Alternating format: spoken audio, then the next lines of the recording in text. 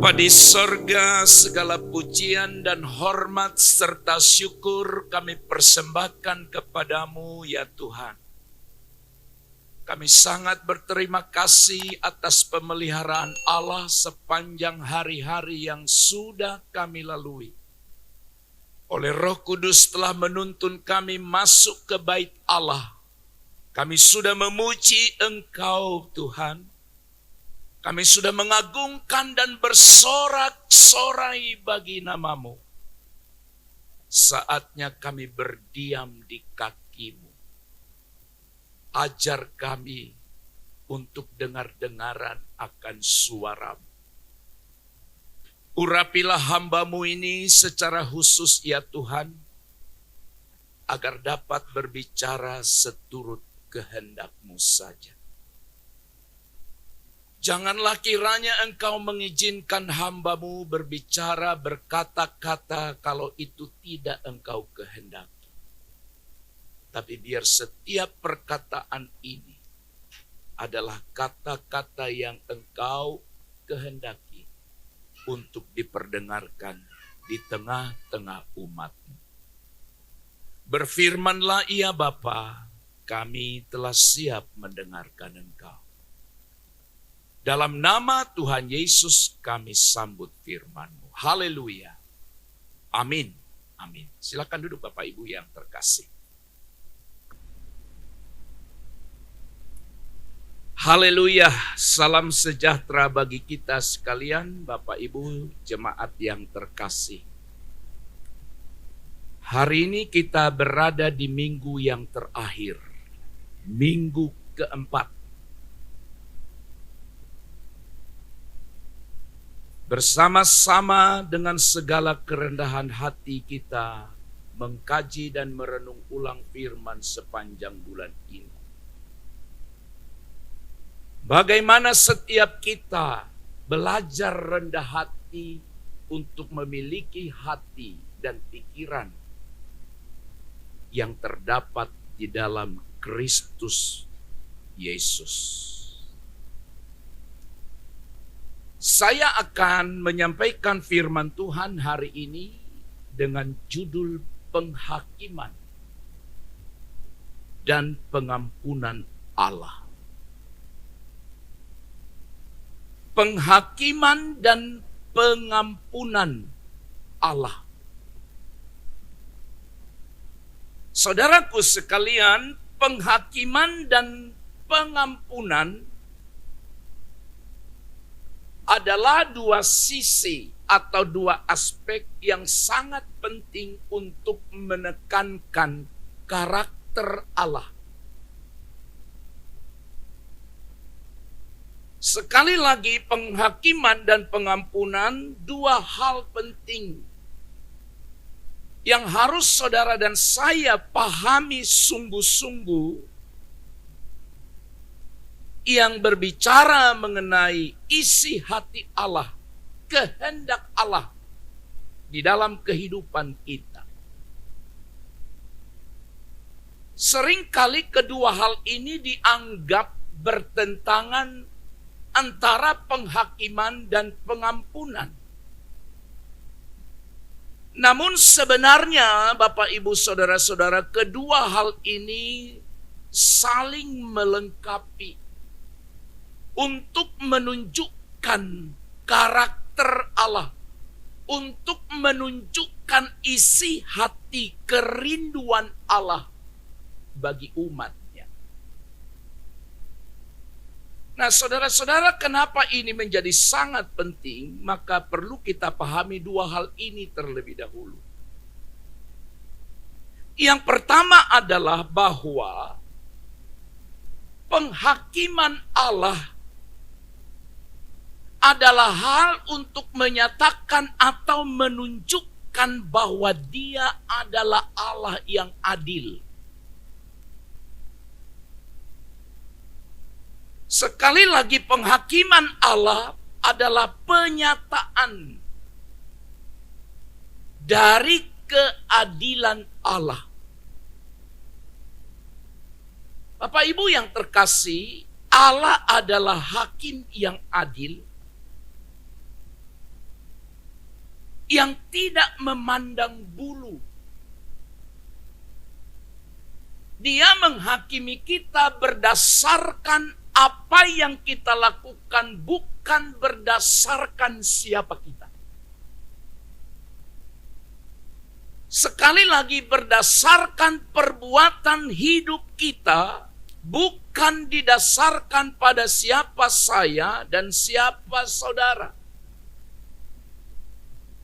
Penghakiman Allah terhadap orang-orang yang berbuat dosa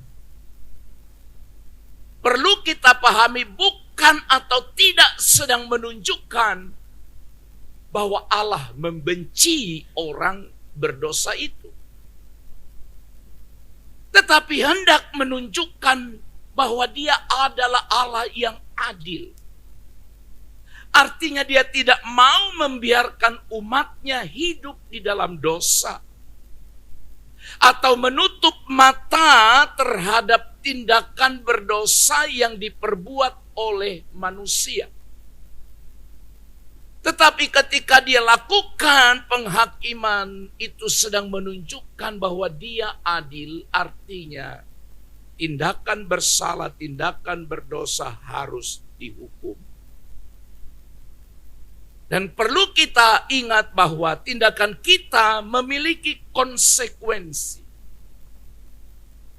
Walaupun nanti ada pengampunan Allah, tapi tindakan berdosa itu pasti ada konsekuensinya. Ibarat luka yang ada di tangan atau di tubuh kita. Luka bisa disembuhkan. Luka sebesar apapun yang ada di tubuh seseorang bisa disembuhkan. Dijahit dengan rapi oleh dokter, dikasih obat sampai sembuh. Tapi bekasnya tidak akan pernah hilang. Akan nampak tetap bekas luka itu, walaupun lukanya sudah sembuh. Hal itu mengajarkan kepada kita bahwa Allah menghakimi kita berdasarkan tindakan kita. Dan kita bertanggung jawab atas seluruh tindakan kita. Alkitab berkata, entah itu baik, entah itu jahat. Yang kedua, hal yang lain yang dari judul ini selain penghakiman, yang kedua adalah pengampunan. Pengampunan Allah adalah anugerah. Ini luar biasa. Anugerah pemberian secara cuma-cuma dari kasih-Nya. Mengampuni. Sekali lagi, meskipun Allah adalah hakim yang adil, tetapi Dia juga adalah Bapa yang penuh kasih dan pengampunan. Amin, saudara. Dia adalah Bapa yang penuh kasih dan mau mengampuni. Allah tidak hanya menghakimi kita, tetapi juga memberi jalan bagi kita untuk menerima pengampunannya. Melalui pengorbanan Yesus Kristus di kayu salib, saudaraku, kita dapat menerima pengampunan dari kasih karunia Allah. Itu sebabnya kita harus selalu berusaha untuk menerima pengampunan Allah dan tetap berjalan dalam kasih-Nya. Kalau Allah juga mengampuni saya dan saudara, maka kita pun wajib dan harus saling mengampuni. Mengampuni orang lain seperti Allah telah mengampuni kita. Nah, jadi saudara, penghakiman bicara keadilan Allah. Pengampunan bicara Allah mengasihi kita. Nah, saudara-saudara, untuk memahami kedua hal ini, maka hal yang pertama kita harus sungguh-sungguh memahami, saudara, bahwa Allah menyatakan hukuman atas dosa-dosa kita dan Dia bertindak dengan keadilan dan kebenaran. Bertindak dengan keadilan dan kebenaran untuk menyatakan hukuman atas dosa yang kita perbuat. Dan kita mulai yang pertama bahwa Allah adalah pencipta dan penguasa segala sesuatu. Dia yang memiliki otoritas atau kuasa. Dan Dia yang membuat juga patokan atau standar yang mutlak yang tidak boleh diganggu oleh siapapun. Yesaya pasal 45 ayat 18. Sebab beginilah firman Tuhan yang menciptakan langit. Dialah yang membentuk bumi, yang menjadikannya dan yang menegakkannya, yang menciptakannya bukan supaya kosong, melainkan membentuknya untuk dihuni. Akulah Tuhan dan tidak ada yang lain. Ayat ini menegaskan bahwa Dialah pencipta, penguasa yang memiliki otoritas. Kalau Allah menghukum dosa kita, tapi Dia menghukum kita sekali lagi dengan bertindak adil dan bertindak dalam kebenaran, artinya Dia tidak menghukum saudara secara semena-mena. Hal yang kedua, saudara, bertalian dengan judul poin yang pertama ini adalah Allah menuntut kita untuk taat dan setia kepadanya dan memberikan hukum-hukum yang harus kita turuti. Dalam kitab Ulangan pasal yang ke-6, ayat yang ke-4 sampai ayat yang ke-5. Dengarlah hai orang Israel.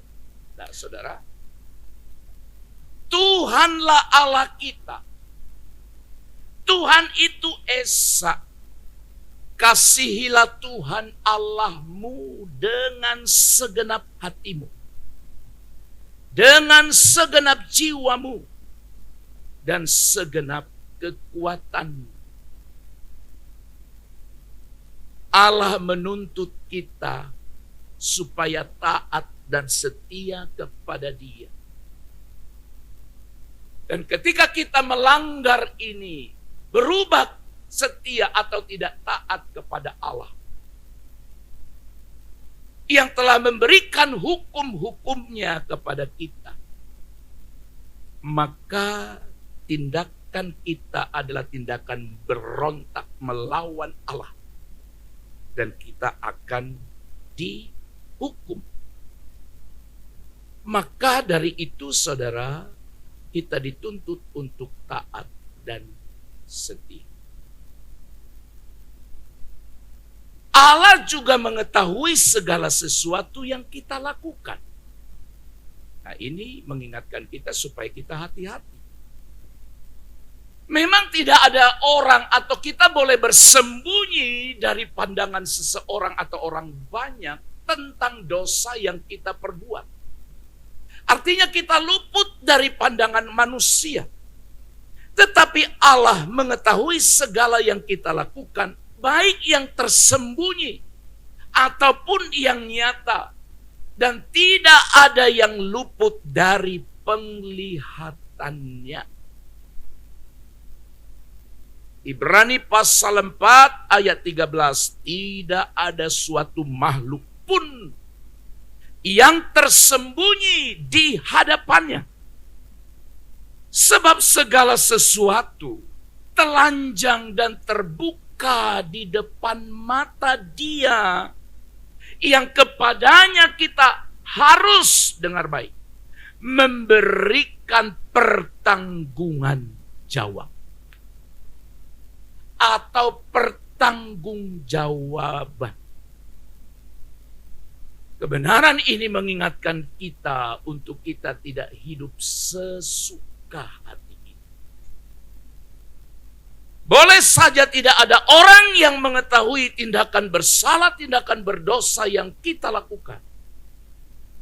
Tetapi firman berkata tidak ada suatu makhluk pun yang tersembunyi di hadapannya, sebab segala sesuatu telanjang dan terbuka di depan mata. Tidak akan pernah orang luput dari jangkauan Allah. Allah menghukum kita sesuai dengan dosa yang kita perbuat. Sekali lagi, tidak ada yang dapat lolos dari penghukuman Allah. Mazmur 94 ayat 10 sampai 11, Dia yang mendidik bangsa-bangsa, bagaimana mungkin tidak akan menghukum? Dia akan menghukum. Dia yang mengajarkan pengetahuan kepada manusia. Tuhan mengetahui rancangan-rancangan manusia. Rancangan yang baik atau yang buruk. Dan sementara saudara duduk hari ini, duduk di dalam ibadah ini, Allah tahu apa yang ada di hati kita. Tidak ada satupun rancangan-rancangan manusia yang tidak diketahuinya. Oleh sebab itu, saudara-saudara, penghakiman dan pengampunan adalah dua hal yang sangat penting saudara dan saya pahami dalam menjalani hidup ini. Dan ingat, Allah menyatakan hukuman atas dosa kita dengan bertindak adil dan dalam kebenaran. Bertindak adil tidak pilih kasih. Bertindak sesuai dengan kebenaran artinya didasarkan pada hukum-hukum firman Allah yang kita lakukan. Yang kedua, Allah menghapus dosa-dosa kita dengan kemurahan dan kebaikan. Haleluya. Dia menghapus dosa saudara dan saya. Apakah karena saudara dan saya baik? No, tidak. Tapi karena kemurahannya, kebaikan Dia semata-mata.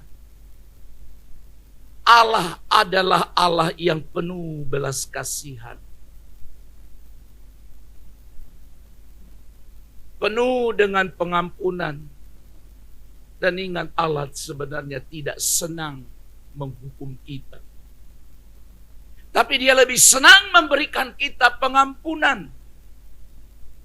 Karena Mazmur pasal 103 ayat 8 sampai 10 firman Allah berkata, Tuhan adalah penyayang dan pengasih, panjang sabar dan berlimpah kasih setia. Tidak selalu Ia menuntut, dan tidak untuk selama-lamanya Ia menyimpan amarah. Haleluya. Tidak dilakukannya kepada kita setimpal dengan dosa kita. Dan tidak dibalasnya kepada kita menurut kepada kita setimpal dengan kesalahan kita. Sebab kalau Allah melihat itu semua tanpa belas kasihan, maka tidak seorang pun yang layak berdiri di hadapan Allah. Setiap kita, termasuk saya pagi ini. Karena juga banyak dosa yang dilakukannya, yang kulakukan. Tapi Dia hapus. Dia beri pengampunan yang didasarkan pada kemurahan dan kebaikannya. Dan Dia lebih senang mengampuni kita ketimbang menghukum kita. Allah menghapus dosa kita dengan mengaruniakan Yesus Kristus anaknya yang tunggal untuk mati di kayu salib. Mati bagi dosa-dosa kita. Sehingga kita dapat dibenarkan dan diterima di hadapan Allah Bapa. Roma pasal 5 ayat 8 sampai 9 menegaskan, namun Allah menunjukkan kasih-Nya kepada kita dalam hal ini. Ketika kita masih berdosa, Kristus telah mati untuk kita. Terlebih lagi karena kita sekarang telah dibenarkan oleh darah-Nya. Kita pasti akan diselamatkan melalui Dia, melalui Yesus dari murka Allah. Itu sebabnya, saudara, biarlah kita makin mengasihi, makin mencintai pribadi Kristus. Karena Dia yang ambil alih semua hukum dan kutuk yang seharusnya saudara dan sayalah yang menanggungnya. Apakah itu benar? Ya, sebuah kebenaran. Karena saudara-saudara, Yesus yang mati di kayu salib itu tidak mati untuk selama-lamanya. Tapi Allah membangkitkan Yesus Kristus dari antara orang mati. Sehingga kita dapat memiliki pengharapan hidup yang kekal bersamanya. 1 Korintus 15 ayat 20 sampai 22. Namun, dengar. Namun, yang benar ialah bahwa Kristus telah dibangkitkan dari antara orang mati. Sehingga sebagai yang sulung dari orang-orang yang telah meninggal. Sebab sama seperti maut datang karena satu orang manusia. Demikian juga kebangkitan orang mati datang karena satu orang manusia, Yesus Kristus. Sebab sama seperti semua orang mati dalam persekutuan dengan Adam. Demikian pula semua orang akan dihidupkan dalam persekutuan dengan Kristus. Saudara, Allah hapus dosa kita. Dan dosa itu dihapus oleh Kristus dengan jalan Dia mati di kayu salib. Itulah hati Kristus, pikiran Kristus, hati dan pikiran yang penuh dengan belas kasihan. Tapi terlalu banyak orang yang meninggalkan Kristus. Terlalu banyak orang yang menjauh dari Kristus. Saya bisa bayangkan kalau perasaan kita sebagai manusia. Mungkin setiap kita pernah punya pengalaman ini, di mana saudara pernah membantu, menolong seseorang, dan bantuan atau pertolongan yang saudara buat kepada seseorang itu begitu menurut saudara besar, tapi seiring dengan waktu, dia melupakanmu. Dia meninggalkanmu atau menyakiti hatimu. Lalu saudara berkata,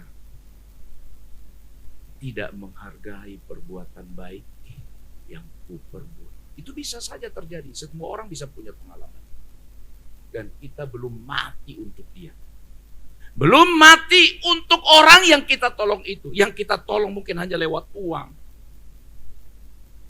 Pertolongan kita mungkin dengan cara-cara yang lain. Bukan mati untuk dia. Tapi Kristus mati. Dia mati. Dan dia bangkit kembali. Dan hidup untuk selama-lamanya. Berarti dia tahu, dia lihat siapa orang-orang yang sudah ditebusnya.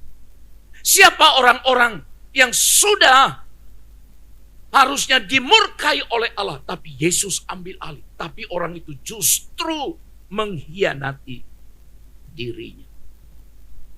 Oleh sebab itu hargailah. Dan kasih Allah yang tak terbatas itu dinyatakan dalam hal yang berikut, di mana Allah mengajak kita untuk berbalik dan mempercayai Yesus Kristus sebagai juru selamat. Berbalik. Tangannya selalu terulur. Sebuah lagu lama berkata, tangannya terbuka, menunggulah tangan Allah. Setiap saat terulur dan terbuka kepada kita. Saudara-saudara, Allah memanggil kita untuk meninggalkan dosa-dosa kita. Dan berbalik atau kembali kepadanya. Dengan menyesali dan mengakui segala dosa kita. 1 Yohanes pasal yang pertama ayat 9. Jika kita mengaku dosa kita, Ia setia dan adil. Sehingga Ia akan mengampuni segala dosa kita dan menyucikan kita dari segala kejahatan. Terpujilah Tuhan. Sampai hari ini Dia mengharapkan tidak ada orang yang binasa. Makanya Alkitab dalam kitab Petrus dikatakan ada orang yang merasa kelamaan, terlalu lama Tuhan datang. Janjinya mulai dari dulu sudah ada bahwa Dia akan datang. Lalu orang berkata sampai sekarang janji itu tinggal janji. Mana datang, mana datang. Tapi Alkitab jawab. Sesungguhnya Allah tidak lalai dalam menepati janji. Tapi yang ada di hati Allah adalah supaya lebih banyak orang datang kepada Dia, bertobat dan diselamatkan. Karena kehendak Allah, Dia tidak menghendaki seorang pun binasa, tapi yang dikehendaki semua orang diselamatkan dan beroleh hidup yang kekal. Allah meminta kita untuk percaya kepada Yesus sebagai Tuhan dan Juru Selamat kita. Dengan menerima dan mengakui Dia, Yesus sebagai satu-satunya jalan keselamatan.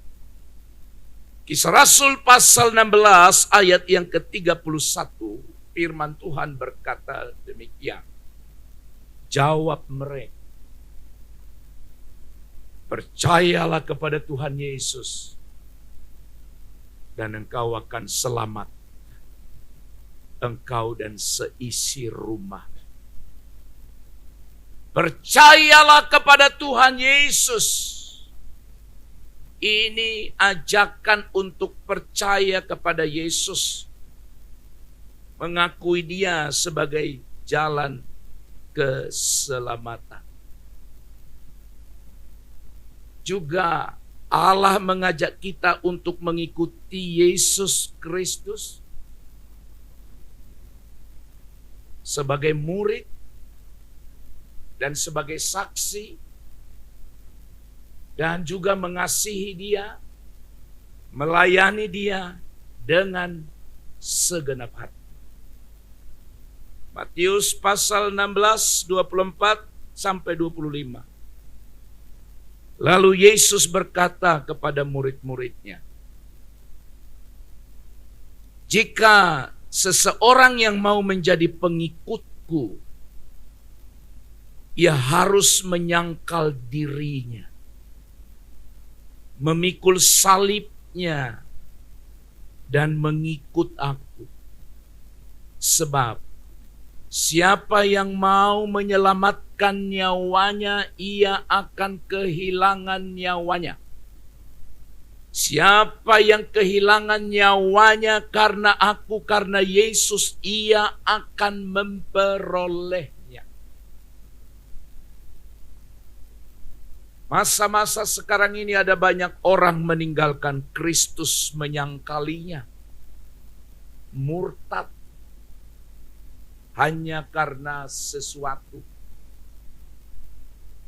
Di mana bagi dia itu lebih penting kehidupan sesaat, kenikmatan sesaat di dunia ini. Itu sebabnya tidak sedikit orang percaya yang tadinya disebut sebagai murid, sebagai pengikut, tapi sekarang dia membelakangi, meninggalkan Kristus karena sesuatu yang nikmat tapi sesaat. Firman Allah berkata, siapa yang mau menyelamatkan nyawanya, ia akan kehilangan nyawanya. Tetapi siapa yang kehilangan nyawanya karena Yesus, ia akan memperolehnya. Saudara-saudara, kalau saja setiap kita mengerti kasih hati Allah, pikiran Allah, bahwa dia menginginkan tidak seorang pun manusia yang diciptakannya itu binasa. Pikiran Yesus, dia mengabaikan kesenangan dirinya. Yang penting manusia beroleh keselamatan. Sampai kapan engkau setia pada Tuhan? Dan engkau berkata sampai akhir hidup. Amin. Sampai kapan saudara mengasihi Yesus? Sampai aku menutup mata yang terakhir. Haleluya. Nah, jadi jangan saudara lihat hanya sisi yang pertama, Allah kejam karena dia menghakimi. Penghakimannya adil.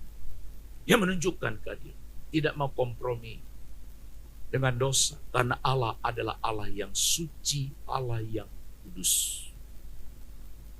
Tapi puji Tuhan, tidak hanya menghukum manusia, ditawarkan anugerah. Ditawarkan jalan terbaik bagi kita. Itulah yang disebut dengan pengampunan. Oleh sebab itu, saudaraku yang terkasih, Allah begitu baik bagi kita. Dia mengasihi saudara dan saya. Oleh sebab itu hari ini, kalaupun Allah menghukum dosa kita, karena dia mencintai saudara, dia menghapus dosa kita dengan kemurahannya. Sampai hari ini dia masih tetap menawarkan, mengajak kita untuk berbalik dan mempercayai Yesus Kristus sebagai Tuhan dan Juru Selamat. Kalaupun ada orang di luar sana yang tidak percaya kepada Yesus, tidak masalah. Tapi aku akan tetap percaya. Saudara harus tetap percaya. Ada orang yang mengingkari, ada orang yang meragukan. Tapi bersyukur untuk hati yang Allah beri dengan pekerjaan Roh Kudus yang membuat kita sampai hari ini tidak ragu sedikit pun akan kasih Allah yang mengampuni kita. Mengampuni itu artinya dia berikan kita anugerah agar kita tidak masuk pada penghukuman kekal, tapi pada kehidupan yang kekal. Kalau Allah begitu mengasihi kita, sayang kepada saudara, sayang kepada kita semua, kenapa engkau tidak sayang pada dia? Kenapa engkau tidak sungguh-sungguh mengiring dia? Jangan terpesona dengan segala keindahan tawaran dunia ini yang memikat hati kita, sehingga kita lebih mencintai hal-hal itu daripada Tuhan. Tapi hari ini, firman ini sekaligus mengajak dan mengingatkan kita bahwa kita harus tetap percaya mengiring Yesus sampai akhir kehidupan kita. Amin. Mari kita berdoa. Terima kasih Tuhan. Betapa baiknya Engkau bagi kami.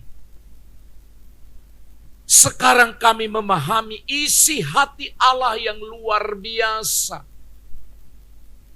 Bahwa Engkau menghendaki keselamatan, kehidupan bagi manusia. Tidak menghendaki seorang pun yang binasa. Dan kalau Engkau menghakimi, karena memang itu adalah kehendak-Mu, karakter Allah. Engkau menghakimi tidak pandang bulu, tapi dengan keadilan. Dan terima kasih untuk anugerah pengampunan yang Engkau beri. Asalkan kami datang kepadamu mengaku segala dosa dan perbuatan kami. Maka Engkau Allah yang setia yang akan mengampuni dan menyucikan segala dosa kami. Sehingga lewat pengampunan yang Engkau beri, kami peroleh juga kehidupan kekal bersama Tuhan. Kasih-Mu tiada duanya. Kasih-Mu tidak perlu kami ragukan lagi. Sudah terbukti dan tak terbatas. Kiranya melalui firman ini setiap kami mencintai-Mu, mengasihi Allah lebih dalam lagi dan lebih dalam lagi. Terpujilah Engkau Tuhan, dalam nama Yesus kami berdoa. Haleluya. Amin. Tuhan memberkati kita.